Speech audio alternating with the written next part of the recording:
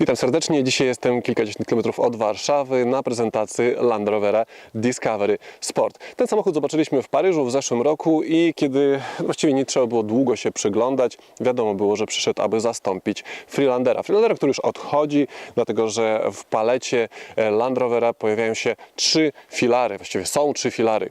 Range Rover, Discovery i Defender. Nie ma tam Freelandera, nie ma miejsca dla Freelandera, dlatego ten segment zostanie właśnie wypełniony przez Discovery z dopiskiem Sport. I podobnie jak w Range Roverze, Range Rover z dopiskiem Sport to jest tak naprawdę rozmiarowo bardziej technicznie, bardziej Discovery. Tak, Discovery z dopiskiem Sport sprawił, że ten samochód stał się mniejszy. Mniejszy nie znaczy, że mały, ale po kolei.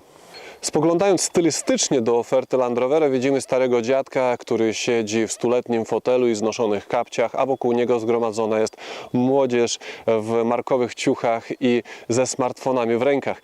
I tak to mniej więcej wygląda. Stary Defender i mnóstwo nowości. Kolejna nowość, czyli Discovery Sport, czerpie oczywiście pełnymi garściami zarówno z technologii, jak i z stylistycznych nawiązań. Widzimy tu zarówno Range Rovera trochę, a przede wszystkim chyba najwięcej widzimy Evoque'a. Ja bym powiedział, że to jest tak naprawdę nieco powiększony Evoque i tu jakbym miał szukać jakichś takich bardzo charakterystycznych cech tego samochodu, to mam wrażenie, że za bardzo nawet projektanci się w tego Evoque'a zapatrzyli, co nie dziwi, bo Evoque świetnie się sprzedaje, świetnie się sprawdził. Widzimy tu znajome światła, znajomy rysunek LEDów, znajomy grill, znajome światła nawet z tyłu, ale chyba najbardziej charakterystyczną cechą z wyglądu zewnętrznego tego samochodu jest słupek C, który sprawia, że dach wygląda jakby wisiał tylko na tym jednym słupku. Paleta silników jest na razie dosyć skromna. Do wyboru mamy praktycznie tylko trzy silniki. Jeden benzynowy 2.0 240 koni, oznaczony SI4, znany zresztą m.in. z Evoque'a, i dwie jednostki wysokoprężne, jedno oznaczone TD4 i ma 150 koni, druga SD4 i ma 190 koni, ale jest haczyk, obydwie mają pojemność powyżej 2 litrów, a dokładnie 2,2, a więc odpowiednia akcyza i odpowiednia cena, ale dla miłośników diesli jest też dobra wiadomość, niedługo do oferty dołączy nowa jednostka o pojemności 2 litrów i mocy 150 koni mechanicznych. Ja dzisiaj do testu wylosowałem wersję z silnikiem benzynowym, a więc 2.0 240 koni, 340 Nm, do setki czekamy 8,2 sekundy, prędkość maksymalna prawie 200 na godzinę, dokładnie 199. Średnie spalanie deklarowane przez producenta to jest 8 litrów. Przyspieszenie nie sprawdzę, nie mam przy sobie sprzętu, nie ma tu prawdopodobnie warunków, ale na pewno sprawdzę spalanie. Za chwilę zresetuję komputer i na koniec jazdy testowej powiem Wam, ile wyszło. Nowość od Land Rovera ma 2,74 cm rozstaw osi, 4,60 cm niemal długość całkowitą nadwozie i to jest o 9 cm więcej niż w niepisanym poprzedniku Freelanderze. Przy okazji widzimy, że nazwa Discovery, właściwie słowo Discovery w nazwie to jest tylko taka gra słów, dlatego że to prawdziwe, duże Discovery ma 23 cm dłuższe nadwozie, a więc to jest zupełnie inny, większy segment. Ale to nie znaczy, że ten samochód jest mały. Z przodu miejsca nie zabraknie, kierownicę regulujemy tutaj w dwóch płaszczyznach w całkiem szerokim zakresie. Fotel regulujemy również elektrycznie, mamy tu co prawda na wysokość tylko jednopłaszczyznową taką regulację. Oczekiwałem, że tutaj przód można będzie podnieść osobno, niestety tego nie można zrobić. Również niestety, mimo że mamy tu kółko do regulacji odcinka lędźwiowego, to jednak reguluje się to tylko do przodu i do tyłu. Nie można tego przesunąć do góry, na dół. Regulacja zagłówka w całkiem sensownym zakresie, a sam fotel jest duży, komfortowy, w sam raz na długie trasy. No i wreszcie miejsce z tyłu, a z tym problemu naprawdę nie ma. Siedzę, nawet kolanami nie dotykam oparcia o fotela przede mną. Zwróćcie uwagę, że gdybym jednak chciał się rozłożyć, to tutaj na mnie czeka twarda skorupa, ale tak naprawdę przecież wcale nie muszę, bo się mieszczę. Mieszczę się nie tylko na długość, ale też nad głową. Tu też mam ze 2 czy 3 palce wolnej przestrzeni.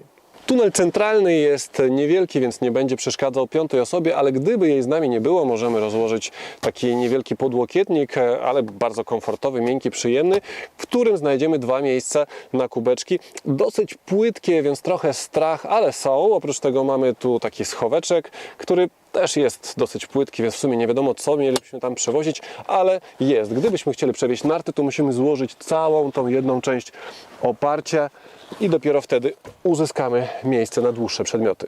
Oprócz tego znajdziemy tutaj schoweczek jeden, takie siateczki za fotelami, bardzo pojemne schowki w drzwiach, światełka LEDowe nad głową i ciekawostka, 3 wyjścia tutaj z zasilaniem na tylną kanapę. Mamy po prawej, po lewej stronie wyjścia 5 V z USB, więc typowo do ładowania komórek. Oprócz tego mamy też standardowe wyjście 12 V i jeszcze wyżej widzę przyciski do ogrzewania tylnej kanapy 3-stopniowego. Warto też dodać, że jeśli nie przewozimy z tyłu 2-metrowca, to możemy pozyskać trochę więcej przestrzeni w bagażniku. Wystarczy przesunąć tylną kanapę. Popatrzcie, w jakim zakresie. Jedziemy. O, aż tyle.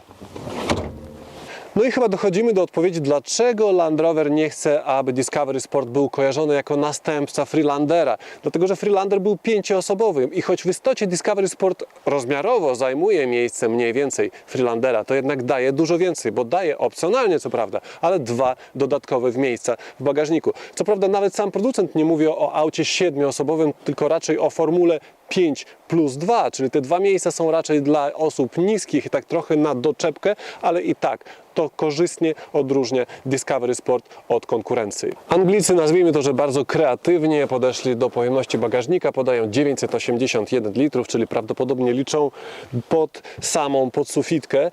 Po złożeniu oparć podobno ma być 1698, więc też trochę zawyżone jak na ten segment samochodów.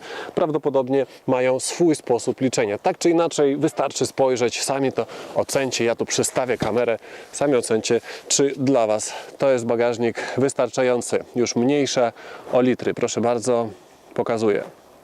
Moim zdaniem jest całkiem dobrze. Jak widać jest ustawny, ma parę schowków. Tutaj po prawej stronie mamy miejsce na gaśnicę, ładnie opakowaną zresztą. Mamy też, widać, że są miejsca na zaczepienie siateczki. Mamy też przyciski do składania oparć tylnej kanapy i mam zamiar to teraz przetestować. Uwaga! A więc prawy. No, prawie, bo odblokowany owszem, ale jeszcze trzeba zatrzasnąć. No i efekt jest taki, że mamy prawie bez progu i praktycznie płasko. Moim zdaniem jest dobrze. Oczywiście mamy też sposób alternatywny, czyli podciągamy uchwyt do góry i oparcie się składa. Resztę pokażę już bez statywu, tutaj pod podłogą, całkiem solidną zresztą, mamy miejsce na koło zapasowe, akurat go nie ma, ale widać, że miejsce jest. Mamy tam też płyn do zestawu naprawczego, mamy też w tym styropianie, jak widać, miejsca na różne trójkąty, haki i inne gadżety, więc tu o wszystkim, jak widać, pomyślano. Nie pomyślano tylko o tym, żeby wygodnie zwijać i rozwijać roletę, dlatego że tutaj nie ma jakichś prowadnic, tylko są takie staromodne zaczepy, więc trzeba w nie trafiać. Nie jest to takie proste, bo tutaj akurat, jak widać, nie trafiłem i nie robię tego specjalnie, ale spróbujmy jeszcze raz. Dobra, udało się. Więc to mogło być takie trochę bardziej nowoczesne. Oprócz tego, jak już zwijamy roletę, to się kończy w ten sposób, więc musimy też o to zadbać, żeby to zatrzymało się w tej pozycji. No i na koniec jej wymontowanie jest bardzo proste. Tutaj wystarczy przesunąć taką dźwigienkę i poszukać miejsce gdzieś pod podłogą. Wątpię. Bagażnik zamknąć możemy na 2 sposoby. Albo z solidnym uchwytem, albo naciskając przycisk.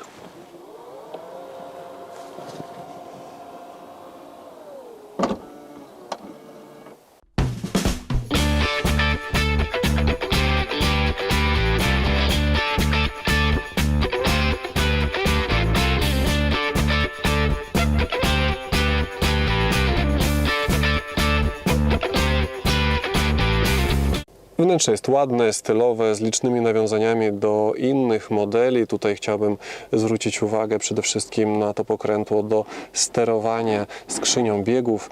W tej chwili silnik jest uruchomiony, więc to pokrętło jest tutaj widoczne. Po wyłączeniu silnika ono się chowa. Po włączeniu niestety musimy chwilę odczekać, zanim możemy włączyć drive. Popatrzcie, włączamy I teraz jeszcze nie, dopiero teraz, czyli musimy odczekać jakieś 1,5 sekundy od chwili odpalenia tak naprawdę silnika do chwili, kiedy możemy włączyć D. Także to jest taki drobiazg, jak ktoś będzie się śpieszył, to może się zdenerwować, ale to oczywiście tylko szczegół, dlatego że cała reszta w tym samochodzie jest naprawdę świetnie dopracowana. No, może jest jeszcze jeden szczegół i raczej go nie pokażę, ale zauważyłem go właściwie niechcący od razu. A mianowicie otwieranie klamek, tutaj od drugiej strony te klamki są ładne, takie przyjemne w dotyku, gładkie, ale te ramiona tych klamek są jakby słabo wykończone, to znaczy tam są takie ostre krawędzie, 2 na górze, 2 na dole, czyli to są takie po prostu wygięte fragmenty metalu, które od tej strony nie mają ścianki. Efekt jest taki, że szczególnie jak mamy zamarznięte ręce, możemy poczuć tutaj dyskomfort przy otwieraniu i to nie jest fajne, szczególnie, że można tutaj zostawić paznokcia. Oczywiście myślę w tej chwili o kobietach, które by ewentualnie kupowały taki samochód. Warto też zwrócić uwagę na ciekawe rozwiązanie, takie niestandardowe, mianowicie całe sterowanie szybami, lusterkami znajduje się tutaj na górze, na drzwiach. Jeśli chodzi o różnego rodzaju materiały wykończeniowe, to tutaj naprawdę nie ma na co narzekać. Tutaj mamy co prawda taki średnio ciekawy wzorek, ale jest to uginające się tworzywo pod palcem, więc jest dobrze. Tutaj wszędzie, gdzie już nie jest miękko, to jest przyjemnie, bo to jest taki matowy plastik. Tu jest, wygląda na to, że jest szczotkowany metal. Tutaj naprawdę ciężko jest czegokolwiek się przyczepić. Na drzwiach tutaj mamy również miękkie tworzywo, tutaj mamy miękko, tu na podłokietniku mamy parę milimetrów pianki. Jeśli chodzi o test szarpania klamki, proszę bardzo, nic się nie odzywa, nic nie trzeszczy, więc jest dobrze. Jeśli chodzi o wymiar praktyczny, proszę bardzo, wielkie kieszenie. Przed pasażerem wielki schowek. Tu mamy miejsce jeszcze na odłożenie jakiegoś drobiazgu. Tutaj mamy 2 miejsca na kubeczki, przy okazji zbliżenie na kluczyk. Może pokażę go też z drugiej strony. Warto też zwrócić uwagę na to, że naprawdę obficie ten samochód jest wyposażony w różnego rodzaju zasilanie dla komórek. Z tyłu mamy 2 wyjścia USB plus 12 V. Tu mamy jeszcze jedno wyjście USB. Jakby tego było mało, tutaj jest jeszcze jedno wyjście USB i jeszcze jedno 12 V, więc w bagażniku też widziałem chyba co najmniej jedno USB i być może też nie dopatrzyłem się, a pewnie jest też 12 V, więc naprawdę tutaj z pustymi, rozładowanymi telefonami nie będziemy w tym samochodzie jeździć. Pokażę może jeszcze jeden schowek, taki przed pasażerem, w sumie już za bardzo nie wiadomo na co, ale jest. Warto też wspomnieć o nowym systemie, dotykowy ekran, najbardziej potrzebne przyciski naokoło, wszystko jest naprawdę wygodne pod ręką. Zwróćcie uwagę na styl, mamy tutaj takie Windowsowe jakby kafelki, możemy tu przywijać, dostaniemy kolejne kafelki, wszystko jest czytelne, zrozumiałe. Możemy też pójść na skróty, tu na przykład odpalić kamerę cofania. Zwróćcie uwagę, że kamera cofania ma tutaj również odpowiednie linie, po skręcaniu kierownicą wszystkie linie się odpowiednio wyginają, więc tu wszystko działa jak należy. Możemy szybkim ruchem przejść znów do głównej, do głównego menu. Możemy przeskoczyć na przykład do nawigacji. Możemy też poklikać po na przykład, to jest skrót akurat do nawigacji, ale możemy przejść do ustawień napędu. Halo? Właśnie, do ustawień napędu i tu mamy ustawienia 4x4 i mamy tutaj parę programów specjalnych. Jak widać, możemy uzyskać informacje tutaj klikając na i, natomiast te przyłączenie tych ustawień bezskutecznie klikałem tutaj, aż w końcu wpadłem na to, że trzeba poszukać fizycznego przycisku, który znajduje się nieco niżej, co nie jest logiczne, tutaj. I tu przyłączamy pomiędzy wersją, prawda, tu jest trawa, żwir, śnieg, tu mamy błoto, kolejny, a tu mamy piasek, więc wybieramy odpowiednie ustawienie i jeździmy tak, aby było bezpiecznie i pewnie. Oprócz tego mamy tu asystenta zjazdu, jak widać, możliwość wyłączenia ESP, tryb Eco, który zresztą tu też widać, bo na kafelkach dane Eco. Tu mamy wpływ na paliwo poszczególnych elementów, styl jazdy, czy na przykład wpływ na paliwo. Teraz mamy 1,5 litra na godzinę, ale gdybyśmy na przykład włączyli teraz ogrzewanie fotela, tu mamy już zaznaczone pewne jakieś, o tutaj włączmy drugi fotel, I co wtedy? No i widzimy, że to jest zaznaczone, że to ma wpływ, ale jeśli chodzi o litry na godzinę, to niewiele się zmieniło, ale być może zmieni się z czasem. Zwróćcie uwagę, że ta regulacja jest 3-stopniowa. No ale wracając do naszych ustawień, tutaj w ustawieniach można wybrać na przykład system i no dobra, jest język, godzina, data, takie standardowe rzeczy, powrót, wyświetlacz, multimedia, bluetooth, oprócz tego nawigacja, klimatyzacja, jak widać co nieco można poustawiać. Tutaj no, nie będę już we wszystko tutaj wchodził konkretnie w nawigację. Możemy, jak widać, powybierać ostrzeżenia dotyczące prędkości, GPS, trybu wyświetlenia mapy. Zobaczmy, jakie są. Aha, dzień, noc automatycznie. Ciekaw jestem, czy jest opcja 3D. To wszystko działa tak nie zawsze za pierwszym dotykiem, szczerze powiedziawszy. O, mamy widok mapy 2D, 3D, więc mapa jest jak najbardziej też bardzo fajnie rozbudowana. Jeśli chodzi o szybkość jej działania, to też może przy okazji zrobię, czyli jeden klik, tutaj skrót fizyczny. To jest naprawdę świetna rzecz, że mamy fizyczne skróty do poszczególnych elementów mapy. Nie mamy niestety pokrętła, którym moglibyśmy sterować i zmieniać skalę, więc musimy tutaj trafić palcem w plus minus, a więc możemy na przykład maksymalnie oddalić na początek. I to wygląda tak. I teraz możemy tutaj na skróty w ten sposób robić, prawda, przesuwać. I to reaguje z taką oto prędkością. A teraz zbliżymy maksymalnie. No to akurat poszło bezproblemowo. Także z pewnym opóźnieniem, ale takim zupełnie rozsądnym, standardowym opóźnieniem działam. Mi się wydaje, że tutaj nie ma powodu do narzekań. Podsumowując, zmiany tutaj na pewno jak najbardziej na plus i ogólnie wnętrze jest moim zdaniem bardzo przyjemne, dystyngowane i takie eleganckie. Land Rover wytyczył drogę testową po lesie, po leśnych duktach w uzgodnieniu z leśniczym i szczerze powiedziawszy zastanawiałem się dlaczego, bo w sumie ta droga nie jest wcale taka trudna i myślę, że bez problemu przejechałbym nią również każdym samochodem z napędem na przednią oś, ale potem zrozumiałem, bo tu chodziło o ten spokój, o tą pewność siebie, którą dają samochody takie jak ten, które mają prawie 22 cm prześwitu, bo ta droga nie była wcale równa. Może nie była ryzykowna, czy przejadę, czy nie przejadę, tylko właśnie czasem trzeba było zanurkować do głębszej dziury i w tym momencie tym samochodem akurat absolutnie nie musiałem się o nic martwić. Po prostu wjeżdżałem, wyjeżdżałem, spokój, pewność siebie, na pewno zderzak nie zostanie uszkodzony, na pewno nie zahaczę nigdzie podwoziem, więc to jest fajne. Generalnie siedzimy też wysoko w tym samochodzie, więc widzimy wszystko, inne pasy, inne samochody. Czujemy się tutaj, że wszystko w tym aucie jest pod kontrolą i naokoło auta, i pod autem też. Silnik 240 koni tutaj nie daje oczywiście podstaw do marudzenia, do narzekania, bo musi walczyć z samochodem, który waży 1755 kg, więc może nie jest to rakieta, ale to naprawdę zawsze wystarcza w każdej sytuacji. Tutaj pod nogą mamy dość mocy, dość dynamiki i możemy bawić się i jeździć i cieszyć się tym samochodem.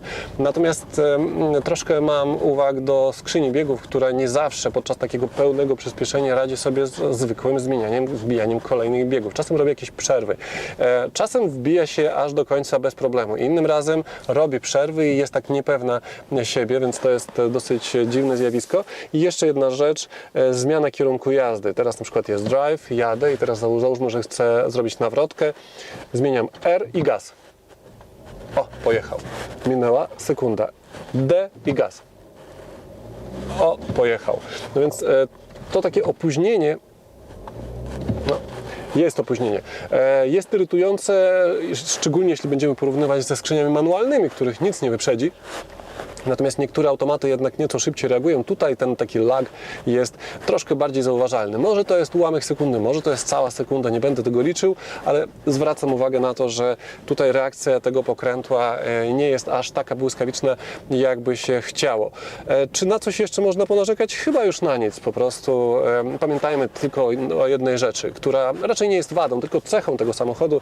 Wysokie zawieszenie, pewność siebie kosztuje, że jeśli kiedy dodamy mocniej gazu i gdzieś tam w ostrym zakręcie, prawda, czy musimy ominąć jakąś przeszkodę, machniemy mocniej raz, dwa, to czujemy, o, słychać było już, ESP się włączyło, tylna oś była ustawiana przez elektronikę w odpowiednim na odpowiednim miejscu, dosyć szybko przechyla się na nadwozie i dosyć szybko tylna oś zaczyna, szczególnie jak już kontrujemy, zaczyna odpływać na zewnątrz i tutaj momentalnie, bez żadnych opóźnień załącza się elektronika, która, prawda, przyhamowuje odpowiednie koła i sprawia, że dalej jedziemy bezpiecznie. Ale to ja bym powiedział, że to nie jest wada tego samochodu, tylko naturalna cecha wynikająca z tego, że on jest tak wysoko zawieszony. Jak na taki, tak wysoko umieszczony środek ciężkości, na taką masę, no prawie 1800 kg, ze mną to już ponad 1800 kg, to wydaje mi się, że zachowanie na drodze jest naprawdę bardzo dobre.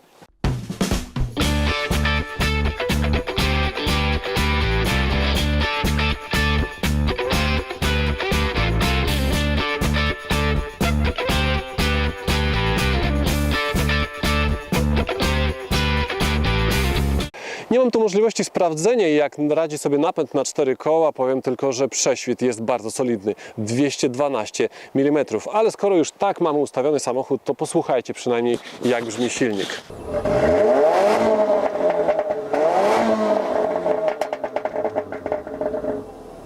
Najtańszy Discovery Sport kosztuje 187 tysięcy złotych i to jest, co ciekawe, najmocniejsza jego wersja i to z automatyczną skrzynią biegów, czyli 240 koni, 9-biegowy automat, 187 tysięcy. Wszystkie pozostałe oferty są słabsze i droższe. 3000 drożej zapłacimy za 2.2 TD4 z manualem jeszcze, który ma 150 koni. Jeśli chcemy mieć mocniejszą wersję, to zapłacimy już 14,5 tysiąca więcej, a więc ponad 200 tysięcy złotych za SD4 z 6-biegowym manualem o mocy 190 koni, a topowa wersja z automatyczną skrzynią biegów i właśnie 190-konnym silnikiem diesla kosztuje, uwaga, niemal 300 tysięcy złotych, dokładnie 295. Wydaje się, że nowy silnik diesla bardzo się przyda, z uwagi na niższą akcyzę będzie zdecydowanie bardziej korzystny cenowo. Mamy więc sporą rozpiętość cenową od 187 tysięcy do niemal 300 tysięcy złotych, a jak to wygląda na tle konkurencji? No cóż, wybrałem dla Was Audi Q5 X3 i Lexusa NX, testowanego zresztą niedawno przeze mnie. I tak, Q5 zaczyna się od 142 tysięcy złotych, ale to jest napęd na przednią oś, ale już diesel, 150 koni, 2.0 TDI. Topowa wersja Q5 w wersji oczywiście już z Quattro, 3.0 TDI, 313 koni, kosztuje 284 tysiące złotych, a więc wciąż taniej niż topowa wersja Discovery Sport, która ma tylko 190 koni mechanicznych. Idziemy dalej. X3 zaczyna się od 154 tysięcy złotych, a więc też 30 tysięcy taniej niż Discovery Sport, ale też tylko z napędem na przednią oś, ale z dieslem od razu. Natomiast najdroższa wersja kosztuje 253 tysiące złotych, również X-Drive i również 313 koni z 3-litrowego diesla. No więc również wygląda to atrakcyjnie cenowo. Oczywiście, no i na koniec jeszcze Lexus NX zaczyna się od 175 tysięcy złotych, a najdroższa wersja tutaj wybrałem z napędem już na 4 koła 258 900. Tak więc wszystkie te trzy przykłady akurat wyglądają tak, że zaczynają się w niższym przedziale cenowym i kończą się w niższym przedziale cenowym i choć zaczynają się z napędem na przednią oś, to jednak kończą się ze znacznie większą mocą, porównując z topowym dieslem w Discovery Sport. Wygląda więc na to, że Discovery Sport nie przekonuje do siebie swoich klientów ceną, tylko czymś jeszcze. Na przykład wyglądem, luksusem, wykończeniem, wyposażeniem, dobrym napędem na 4 koła, a być może po prostu marką. Ale zanim wydacie 295 tysięcy na topową wersję Discovery Sport, warto porównać to, co można kupić za te 300 tysięcy złotych niemal, a więc poniżej 300 tysięcy za 258 500 możemy dostać 3-litrowego Macana S diesla, który będzie miał 258 koni, albo też benzynowego Macan S, który będzie miał z 3-litrowego silnika 340 koni mechanicznych i wciąż będzie tańszy, 262 tysiące złotych. Po bliższym zapoznaniu się z Discovery Sport dochodzę do wniosku, że chyba wiem, dlaczego Land Rover nie chce, aby o tym samochodzie mówiono, że to jest następca Freelandera. Nie chodzi o segment, chodzi o to, że to jest kompletnie inne auto, dużo lepiej wykonane w środku, świetnie i bardzo stylowo wyglądające, a w tym rozmiarze i z dodatkowymi 2 miejscami to jest coś więcej niż wózek na zakupy. A że jest dosyć drogie, dla niektórych to może być zaleta.